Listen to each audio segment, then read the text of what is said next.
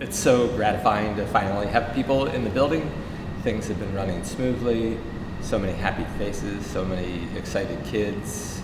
I started working here in 2003 when this was an active mine, and I started just collecting some fossils here. I would bring my students here. Honestly, I didn't think much else about the place. And I would go all over the world doing my research to Egypt and Patagonia and China and the US West. Then in 2007, a quarry owner told me that they were probably going to go out of business, and they had a plan to fill in the quarry and to build a store here. And I thought, well, we really need to find out what is here before all of that happens. I could see here that the bone bed that people had known about for decades was actually a mass death event. And it was a mass death event that occurred near the end of the Cretaceous period. What we started to see was the actual fallout from the ejecta that was blasted out of the asteroid crater 1,500 miles from here. And then I knew we had something really special here that we had to save. Because there's layers above that research layer that from after the last moments of the dinosaurs that are still full of fossils. And the best use of those fossils, I think, is really education and inspiration. Everybody that comes here who's not afraid to get their hands dirty and who tries a little bit finds a 66 million-year-old fossil with their own hands, and we let them take it home.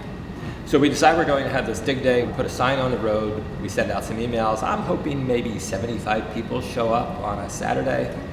1,600 people showed up, and that was scary, and we were not ready for it at all. I was able to see that there's this real thirst for these authentic experiences of discovery. I tried to launch this project elsewhere, didn't meet much success, and then I began talking with President Ali Cushman at Rowan University. I came to Rowan in September of 2015, and then in 2016, Jean and Rick Edelman, two lovely alums of our university, stepped forward and made their amazing contribution of $25 million to really launch the project. And then in 2017, we hired the architects and the exhibit designers, and we just opened the museum 6 days ago. The main exhibit loop is really a three-part play. The fossils that you see on display in Monstrous Seas and in Extinction and Hope are the actual fossils that we found on the property. It's just a tiny portion of our collection. Some of them were selected because they match up with the sculptures that you see, the recreations that you see. People learn best through immersion. So we want to take them back to the world of the dinosaurs so they feel like it was a real world. My job was to create all of the models at the museum. Museums have a really hefty job in front of them, and they're competing with cell phones. They're competing with a rapidly depleting attention for most people. So I think you sort of have to raise the game a little bit when you're building physical things to explain these scenarios. Years ago, we had talked about the idea of it. And then eventually, over time, as these things, big projects like this develop, you just sort of keep the communication lines open and we started this very in-depth conversation about what the animals should look like, what the environments could be.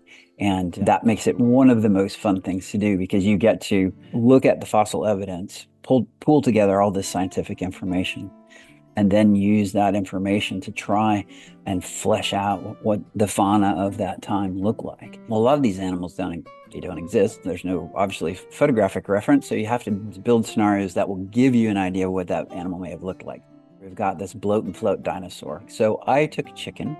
We have chickens here. We live in the country. It had passed away, kept it in the freezer. So I took it out, and I plucked it, and then I put it in an aquarium, and I just let nature do its thing. So the pose that you see of that arched back and the arms hanging back like that are all verbatim from this rotting chicken that I had in an aquarium that was bobbing for way too long.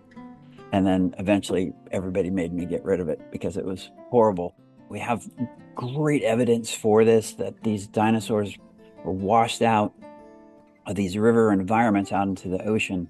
Eventually they're scavenged by sharks, and the bones literally have shark bites on them. And I said, I think we need to put a shark in there. We have to put a shark in there. It gives you, the visitor, an opportunity to think about the world in a different way, because you're coming from prehistory and then you're looking at where we are now. So I think that's so powerful and so important right now. The quarry that we have outside is the best window into the last moments of the dinosaurs that scientists know about on the planet. We use the 5th mass extinction to take us forward into what's happening today, which is the climate crisis and the biodiversity crisis, and an unfolding 6th extinction. So I've been digging here since about 2011. Because it's a huge worldwide catastrophe, you can see are there any trends this group of animals kind of make it through relatively unscathed, this group gets hit hard, and why that could be.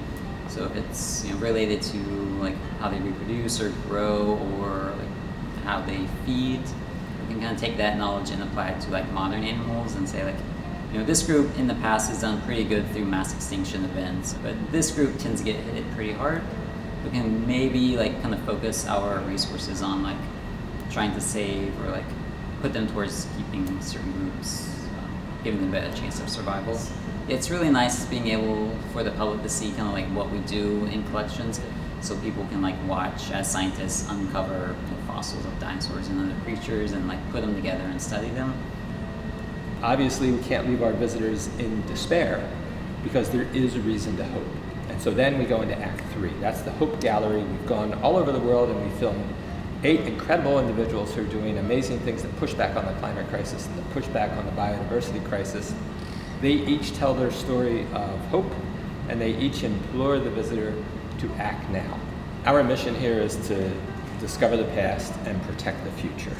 So we have a carbon net zero facility here. And the very first thing I said to our architects was no fossil fuels at the fossil park, because we can't be educating the public about the climate crisis upstairs and shoveling coal in the furnace in the basement. We plant all native species here. In fact, to be planted in front of the museum, you have to be native to the mid-Atlantic today and native to the mid-Atlantic in the Cretaceous period. If you build sustainably, the return on investment is actually quite short. It doesn't actually take a lot more effort or a lot more money to build sustainably. In some cases, it's less, and in many cases, it saves you money in the long run. We run the entire shop on solar panels. And there's a lot of places where you produce scrap and do our best to reuse and recycle as best we can. I think it's an imperative that this discussion happens adjacent to the discussion of deep time.